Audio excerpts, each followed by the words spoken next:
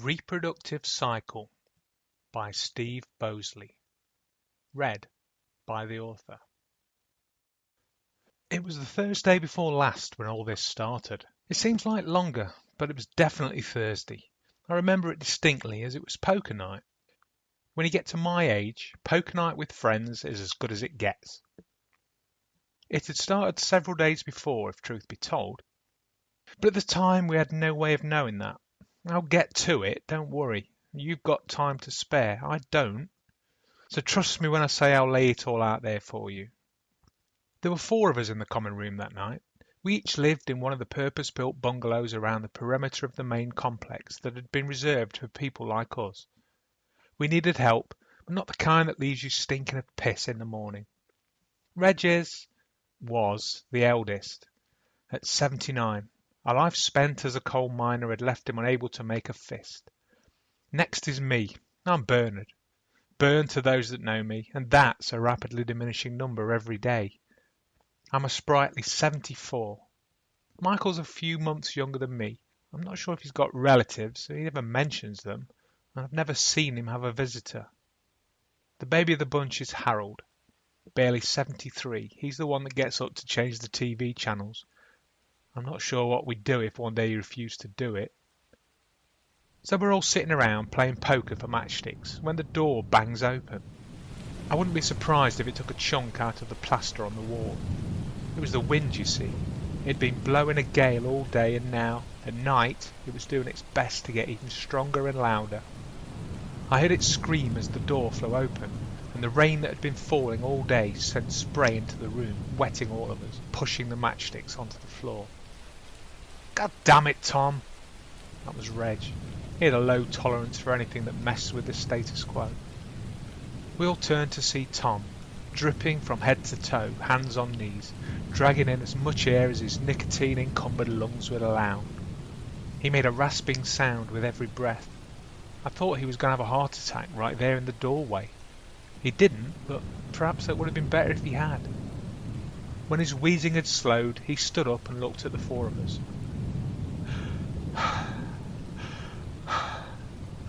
Jimmy, he said finally, and pointed back out into the rain and wind. Shut the bloody door, man! He must have been holding a good hand. I can't say for certain, as we never got as far as revealing our cards. Tom reached for the door and swung it shut. I could hear again as the wind dropped to a background hum. Right, Reg again. Now, what about Jimmy? Is he okay? That was a valid question for men such as us. Generally speaking, we were well. All of us battled niggling ailments, arthritis, COPD, the usual. But Jimmy had been the first of us to actually get something that would change his life. He'd been diagnosed with dementia just over a year ago. Some days he was fine, some days not so much. On those days he would swear that black was white and up was down. But that was okay, because he was our friend. And most weeks he would still join us for poker. He would join in with the banter, he would drink coffee with us and smoke cigarettes, but each week his pile of matchsticks would get smaller. Sometimes he'd get angry and shout. Sometimes he'd forget one of our names, but when corrected he'd just say, "Yeah, I knew that. I was just testing you." We'd all laugh, of course, but we knew that wasn't the truth. He knew it wasn't the truth. But worse was that he knew that we knew, and somehow that seemed infinitely worse. Still, we played along with the charade, confident in the knowledge that one day soon Jimmy would stop coming to our poker nights, and then Jimmy would just, well, stop. We didn't speak of it, but we all knew. No, he's not okay. Tom was still breathing heavily, and he dragged a hand over his face, unsettling his glasses. Come and sit down, Tom. Harold stood up and turned his chair around. Tom took the offered seat. Right, what's all this about? Tom was clearly struggling to catch his breath. It must have been last week. His Adam's apple moved up and down as he struggled to retain a modicum of composure. Last week. He continued to turn his head back to the door as he spoke. "Get this down you." Michael placed a steaming mug of coffee on the table and pushed it towards Tom. "It's got a little something extra special in it." He patted his jacket pocket and touched his index finger to his nose. Michael thought he had a great secret, but we all knew he carried a hip flask filled with whiskey. Why he made a show of the secrecy is beyond me. Tom grasped the mug in both hands and took a sip. When he placed the mug down, he leaned back in the chair, looking noticeably calmer. "You're not making any sense, Tom. Run that by me again." Reg pulled up a second chair and sat down across from Tom. "What was last week? What happened last week?" Tom continued to stare at Reg, his breath rattling in his chest with every gulp of air he dragged in. At one point, I thought he was going to pass out or have a heart attack or some damn thing, but eventually he spoke. "We found it last week." He took another sip of his drink. "We were just down by the farm." The farm was perhaps half a mile away from the bungalows. It was a popular spot for walking, and Tom and Jimmy enjoyed their walking. The rest of us waited for Tom to elaborate, but when he didn't, Reg prompted him. "What did you find?" Without realizing it, the four of us had circled Tom. "It was a stone. It's just a stone." He shrugged his shoulders. "But not a stone." He held his cup out and Michael poured another shot of whiskey into it. "A stone, but not a stone." Reg turned to look at us as if we would know what that meant. He appeared to be losing his patience with Tom. "Right, not a stone. It fell." Tom used his hands to indicate something falling. "It was hot, but, not hot." "A stone, but not a stone. Hot, but not hot. Which one was it?" Reg was reaching the limits of his tolerance. "It looked like a stone. It was about this big." Tom held his thumb and index finger about 3 centimeters apart. "It was smooth like a golf ball." He reached underneath his coat's collar and seemed to claw at his neck. "It fell." He demonstrated again with his hands. "It was smoking, but it wasn't hot." He looked around confused. When he caught my eye, he repeated what he had just said. "It wasn't hot, Bern. It wasn't hot." I could see the tears forming as he spoke, and when he blinked, a tear rolled from each eye. "Okay, Tom, okay." I could see he was getting agitated by the way he shifted in his seat and the neck scratching. I placed a hand on his shoulder and leaned towards him. "What did you do with it?" I asked. He was looking right at me, but I wasn't sure he was seeing me. "We picked it up. It was Jimmy's idea. I didn't want to touch it, but he picked it up and said it wasn't hot. I let him pass it to me, and I think that was a mistake." His words came fast, all running into each other. When he had finished, he buried his face in his hands and began to sob. Reg placed his hand on the seated man's other shoulder. "What happened to Jimmy, Tom?" He spoke softly. When he spoke again, it was still gentle, but firmer this time. "What's happened, Tom?" "You need to see," was all that he said. Reg turned to the rest of us. "I'm going to go and look. Anyone want to come with me?" He surveyed the room, waiting for volunteers. When none were forthcoming, I stood up. "I'll go with you." The other two couldn't look at Reg or me. "Right, thanks, Bern. Tom, come and show us where he is." Tom looked up at us. If I'd been asked to put a name to what I was seeing, it would be terror. Tom was terrified of going back to see his friend. After several seconds of silence, he stood up and moved to the door, Reg and me following. We were pulling our coats on when Tom pulled the door open. The freezing wind bit into us instantly, and the driving rain pelted our faces. I pulled the collar of my coat up to cover my cheeks, and I moved closer to Tom. "Is it something to do with his dementia?" Has he hurt himself? Tom's words were carried away by the wind, and he had to shout to be heard. I don't think this is dementia. Well, what then? I don't know, but he doesn't look well. He put his hand under his collar and seemed to rub his neck again. Not well at all. By now we had moved halfway across the courtyard outside the complex, and Tom stopped. He lives at number 20. He pointed to the bungalows ahead of us. Don't bother knocking. I don't think he'll be answering the door any time soon. I left it unlocked. You're not coming with us? Reg asked. No, I've seen him already. I don't want to see him again. I asked the question that I knew was on Reg's lips. Is he dead?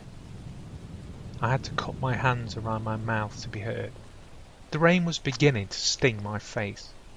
If he's dead, just tell us. He's not the first we've lost, and he won't be the last.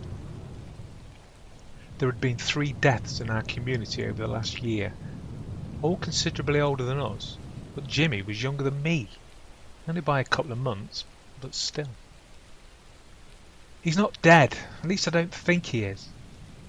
Did you check for a pulse? Did you call an ambulance? I didn't check. You can do that. I'm going back. He drew his collar around his face and walked back the way we had come. We watched until he disappeared into the common room. I turned and looked at Reg, who continued to stare after Tom. You still up for this? I asked. If I'm honest, I was hoping Reg would say no, but he didn't. He just nodded and began to walk towards the bungalows. Straight away I noticed the curtains were drawn. There appeared to be no light inside.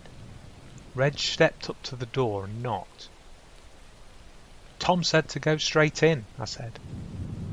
Reg ignored me, and when I spoke to him again, he turned and looked at me. He's not answering. I know he's not. Let's go and have a look. I pushed the door open and we stepped inside. Immediately, with the wind and rain shut out, it became quieter. We stamped our feet and rubbed our hands, trying to get heat back into our extremities. That was when I realised how warm it was in the hallway. I let my hand brush against the radiator, quickly drawing it back. The radiator's red hot. What's that smell? Said Reg. I breathed deeply, inhaling the stale air. It was a musty, old smell. I flicked the light switch, revealing the answer to Reg's question. Mould, I said, directing Reg's attention to the walls, where grey-green fuzz spread from the floor, up the walls and along the hall. Reg pulled a face as he saw the mould. Why is it so hot? I don't know. Let's go and ask. I walked to the end of the hallway and pushed open the door that was there. The smell was immediate. My eyes began to water and I bent forward, retching. What's that god-awful smell? Reg had both his hands over his mouth and nose. It wasn't just the mould that we could smell. There was something more. It smelled like decay. It was like the smell you get when you leave fruit too long in its bowl. The kind of smell that makes you want to vomit. Well, I didn't vomit, but I retched until my stomach hurt. Looking up, I saw Reg had moved past me into the room, hands still covering his mouth and nose. When I had regained my composure, I joined him. The carpet felt damp and spongy. My feet made sucking, squelching sounds as I moved. I had moved perhaps 2 paces into the room when I stopped. In the far corner, I could see the dark outline of someone sitting in an armchair. Is that you, Jimmy? Reg's voice was gentle but firm. Jimmy. Louder this time. Put the light on, Bern. I didn't want to take my eyes off the figure in the chair, so I reached behind me, fumbling for the switch.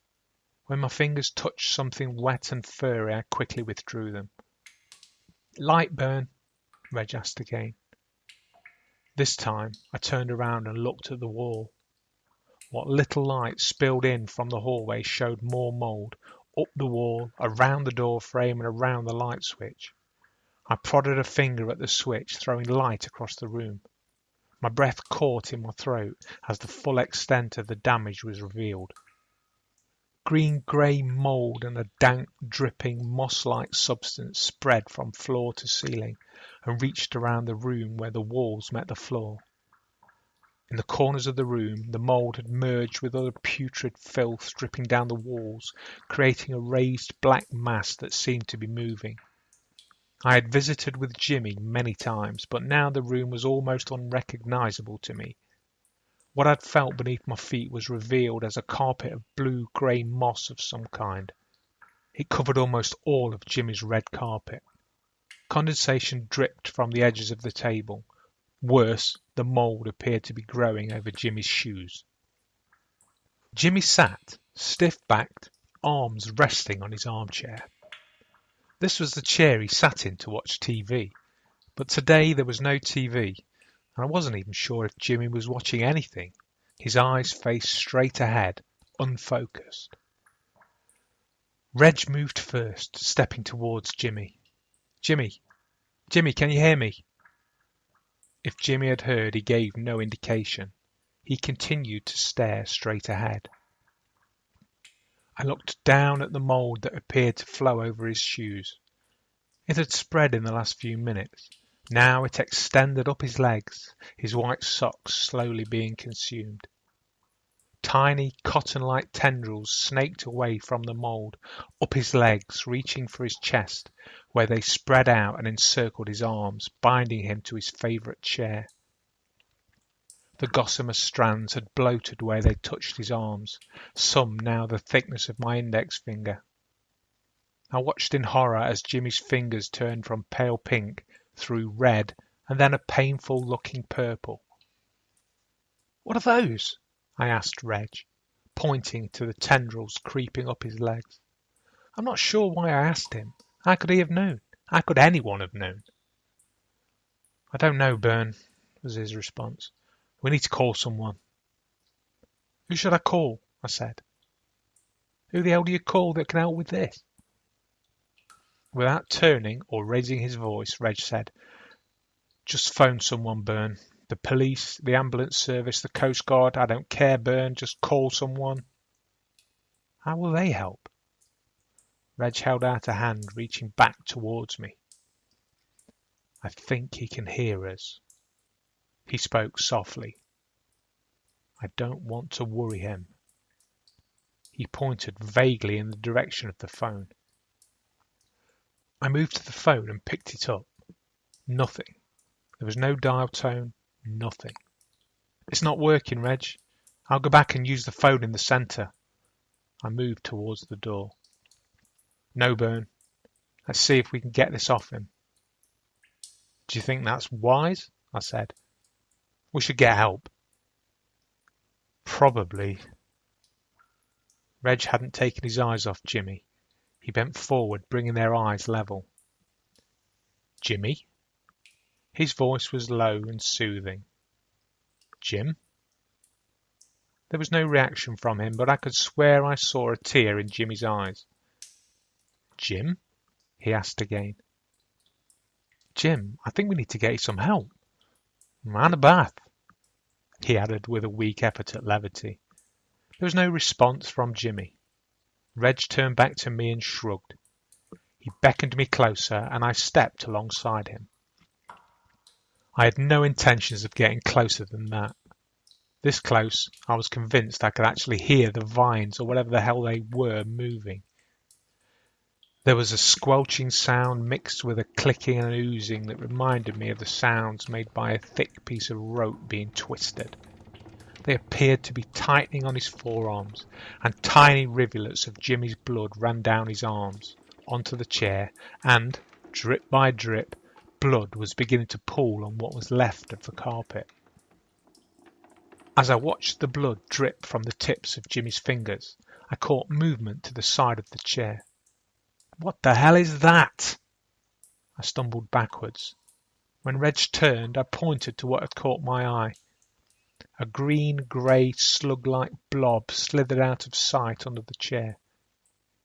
"What's what?" asked Reg. "I didn't see anything." I looked for others and was disgusted to see that what at first glance had looked like mould was actually a moving, writhing mass of these slug things. As Reg and I watched, several patches of the mould broke apart and made for cover. Under the chair, under the cupboard, out of the room. Looking around us, my skin began to crawl as the moss-like covering on the wall began to ripple. Bit by bit, large chunks broke apart, moving down to the floor, some dropping, some slithering down whatever it was that oozed from the damn things. As repugnant as that was, the smell was worse. It was as if something had curled up in a dark corner and died, several weeks ago. The stench was foul, and as it reached Reg, he bent over and threw up on Jimmy's feet. "Oh, God, Jimmy, I'm sorry." He wiped his mouth and stepped backwards. "Reg, let's go." I remember pulling his arm and heading back towards the door, picking my way through the roiling mass beneath my feet. Reg didn't follow, and he resisted my tugging. "I'm not going without Jim. You go." He stepped back towards his friend, who now looked closer to death than he was to life. "And I'm not leaving you either." In hindsight, that was another mistake. Had I done as Reg suggested, things might not have turned out the way they did. But I did stay, and together we attempted to extract our friend. "Grab an arm," he said, pointing at Jimmy's right arm. I stepped up and gripped the arm. The writhing things under my hand turned my stomach. It was like trying to hold a filthy, stinking piece of spaghetti, only spaghetti made out of rotten meat. I'm not ashamed to say that I turned away from my friend. I couldn't bear the look of him, pale, sweating and stinking. I think Reg talking was the only thing that prevented me from throwing up. "When I say we pull his arms off this bloody chair." I turned back to Reg and nodded. "Pull." We each lifted an arm. There was a god-awful screeching sound, almost beyond my ability to hear it. The things that held Jimmy to the chair did not like to be interfered with. I watched as some of the smaller tendrils snapped with a sound similar to the snapping of a twig. Once broken, they shriveled back to almost nothing. The broader strands were less easily persuaded to give up their prize, and they resisted with the strength of wire.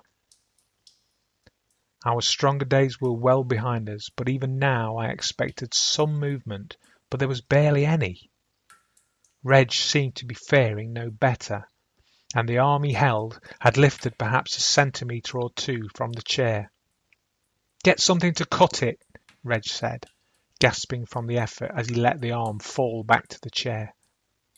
I did likewise and moved quickly into the kitchen. I took a moment to look into the sink and immediately wished I hadn't. It was full of a writhing, roiling mass of grey, green and black.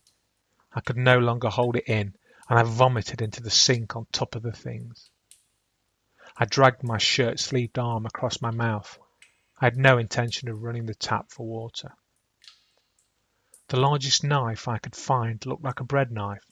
Its blade was perhaps 30 centimetres, maybe more. The black handle was covered with a dusting of grey moss, parts of which were twitching. I picked up and shook a nearby towel, which revealed nothing. "Where's that knife?" yelled Reg from the other room. "It's growing." If he had been keeping his composure to this point, it was beginning to slip now. I heard his voice crack as he shouted. He sounded like he had just realised what had been apparent to me for several minutes. We may be witness to the last few minutes of our friend's life. Without checking the towel further, I wrapped it around the handle of the knife, picked it up and went back into the other room. Reg was waiting with his hand out, and I gave him the towel-wrapped handle of the knife. "I'm going to cut here and here." He indicated the two thickest coils around Jimmy's right arm. "I need you to lift and I'll cut." We manoeuvred around the chair so that I stood to Reg's left.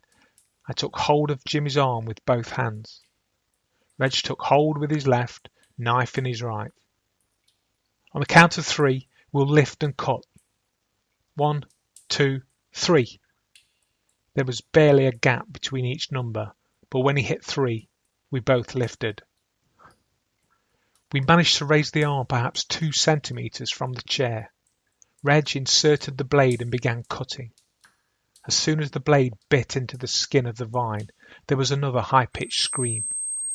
Reg withdrew the blade and stepped away. Left holding the arm on my own, it snapped back to the chair and I stepped alongside Reg. We looked at the tiny cut that Reg had made. It was leaking some kind of green ooze that dripped to the floor. My ears were ringing and I covered them with my hands. We can hurt it, look. Reg pointed the knife to the weeping cut. Let's go again. He stepped back to Jimmy and then stopped. Burn. He beckoned me over. As he brought the blade close to the green things coiling around Jimmy's arm, they seemed to constrict, biting even further into his flesh. The steady trickle of blood became a torrent as blood pumped out of his arm, arcing across the room. When Reg took the knife away, the tension eased and blood stopped pumping from Jimmy's arm. He knows what we're going to do. His eyes were wide, his forehead beaded with perspiration. How can it know? It's a thing. I heard myself shouting it, but in truth, I didn't believe it. Whatever this thing was, I reasoned, it must have some kind of rudimentary senses. It knew when we were coming for it, and it made it absolutely clear what would happen if the knife came near it again. I don't know, but we need to think of something. He passed me the knife, stepped forward, and bent to Jimmy's eye level. Jimmy, if you can still hear me, we're going to get some help. Just stay there. He shook his head as he realised what he'd just said. He looked back at Jimmy. A tear trickled from the corner of one eye. Jimmy? He leaned closer. Jimmy's eyes seemed to focus on Reg, as if seeing him for the first time. Jimmy, it's me, Reg. I'm here with Byrne. He beckoned me closer, and after dropping the knife, I stepped alongside him. It's Reg and Byrne. Remember us? Reg spoke as if to a 4-year-old. When I stepped next to him, Jimmy's eyes swung to me. Jimmy, it's Byrne. You know, from poker night. Jimmy's eyes flicked between Reg and myself, spilling more tears down his cheeks. His eyes widened and his jaw clenched. His lips parted and he made a low hissing sound. I think he's trying to speak, Reg said. What is it, Jimmy? He leaned closer. Say again, Jim. Jimmy began to produce saliva bubbles through his clenched teeth. One more time. Reg leaned closer again and turned his head to the side, putting his ear alongside Jimmy's mouth. I put an arm on Reg's back. Easy now, Reg, not too close. It was as if I had spoken a magic word. Within a heartbeat, the vines around Jimmy's left arm relaxed, allowing him to snake out and grab Reg by the collar of his shirt. Reg screamed and I grabbed hold of the other flailing arm. Jimmy began to pull Reg towards him. I pulled against him, but Jimmy was strong, stronger than both of us. As Reg's face came closer, Jimmy parted his lips again and spoke through clenched teeth. He swallowed after what looked like an immense effort. Reg was pulled closer. Now he was close enough to see his reflection in Jimmy's eyes. Bro! His jaw remained firmly shut, the lips forming the words. The muscles in his face worked as he clenched and unclenched his jaw. Juice! As he uttered this last syllable, he opened his mouth and blew a cloud of green vapour into Reg's face. From my position, I caught the tiniest smell of something sickly sweet before we let go of Reg's collar. We both staggered back, Reg falling to the floor. He blinked his eyes and spat something out of his mouth. I pulled Reg back to his feet and we turned to our friend. Jimmy had slumped back in his chair, eyes open, mouth gaping. His hands had gone limp. "Check his pulse," I said. "I don't think so." Reg shook his head wildly. "There's something moving, look." He pointed to Jimmy's chest. There was something moving underneath his shirt. I retrieved the knife and used it first to prod Jimmy. He didn't move, then to pop two of the buttons on his shirt and lift it to one side, revealing his chest. It undulated with green blisters that started popping and oozing green pus. Each blister birthed a tiny green slug creature that slithered away down Jimmy's chest, then his legs, before merging with the writhing mass on the carpet. That was when we left. We went straight to the front door, slamming it behind us as we stepped into the rain. Reg bent over, hands on his knees, coughing and spitting clots of green bile. I put an arm around his shoulder to try and help him across the courtyard, but even that was difficult. He had started to stumble and drag his feet. "You go, Bern, I'll be fine." He pushed me away from him, towards the lights of the common room across the courtyard. "Are you sure? You don't look fine."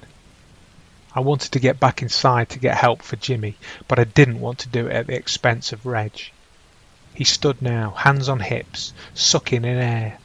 In the dark I couldn't make out his expression, but I could hear that he was struggling. "Just go, I'll catch up."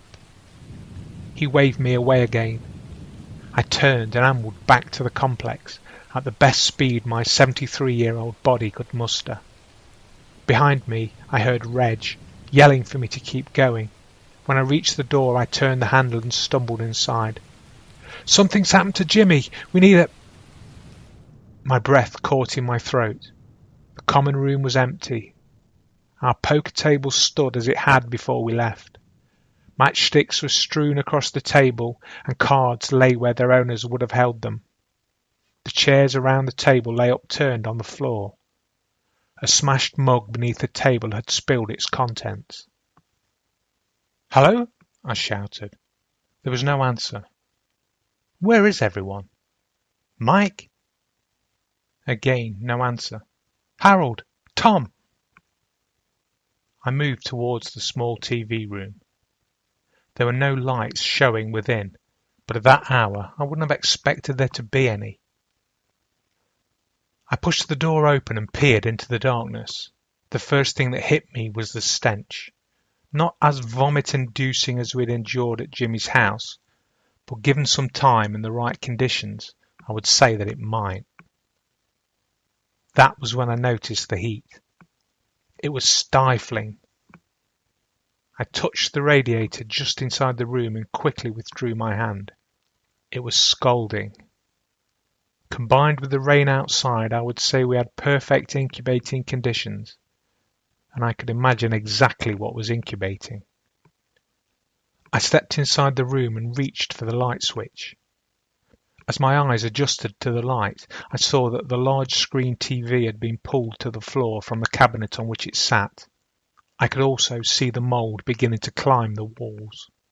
It clustered around the radiators and followed the pipework around the room.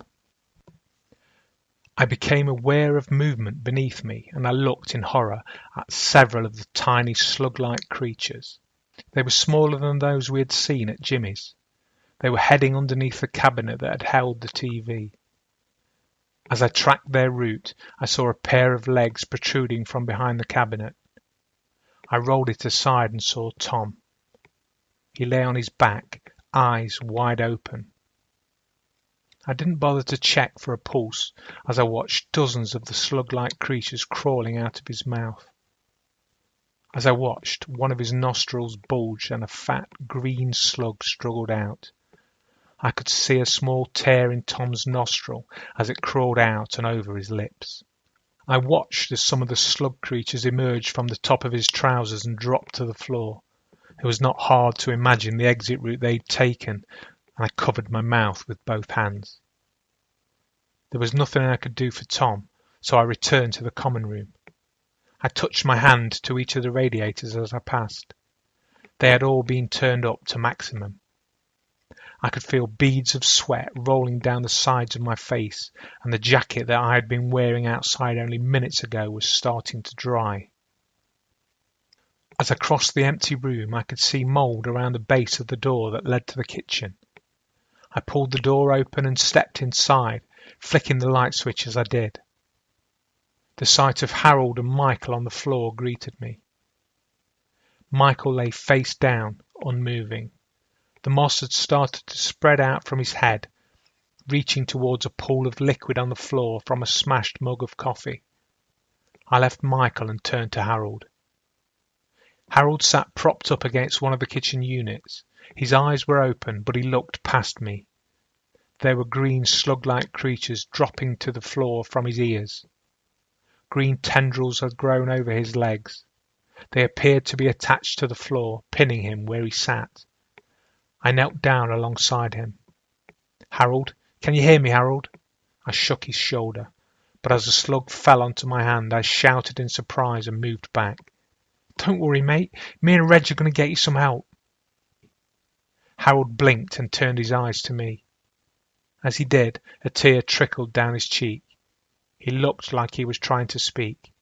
"Don't worry," I said. As Harold's mouth opened, I gagged as I saw more of the creatures come tumbling out of his mouth. His head slid to the right, followed by the rest of his body. It slumped to the floor and Harold's eyes closed for the last time. I stood up and backed out to the common room. When Reg wasn't there, I can't say I wasn't surprised. I strode to the door and pulled it open. The wind whipped it out of my hands and slammed it against the wall. The rain instantly stung my cheeks. In the dim light outside, I could see Reg. He was sprawled on the floor in the centre of the courtyard. I went to him and rolled him onto his back. Green fingers of mould had crawled up his neck and covered his mouth. Green tendrils reached along his fingers, drawing them together into a grotesque pose. I noticed that one of his eyes had been pushed out and it lay on his cheek, still tethered to the socket. When I saw something green moving inside the socket, that was when I ran. I started banging on the door of the first bungalow I came to until someone let me use their phone. I called the emergency services. I explained what I'd seen. I explained what I'd done. They handled the rest. Jimmy's house was sealed immediately. All the nearby bungalows were evacuated. They were all treated with something, I don't know what. I'm not sure what the residents were told. They told me nothing. No speculation as to what I'd encountered. I was hospitalised immediately. I had all manner of tests run on me. Every part of me was scanned. I was monitored around the clock, but they found nothing. They let me out after a week or so, and a week after that I was allowed back to my bungalow. There was nothing mentioned on the news. Everything returned to normal. I can only assume it's because Reg had taken a blast of the spores, and that's what I believe they were, full in the face, and I just caught the faintest breath that it's taken almost 2 weeks. I saw it this morning when I was shaving. It's been itching for a few days, but today I saw the needle-thin tendrils reaching from my chest towards my throat. I don't think I'll tell anyone. All my friends are already gone.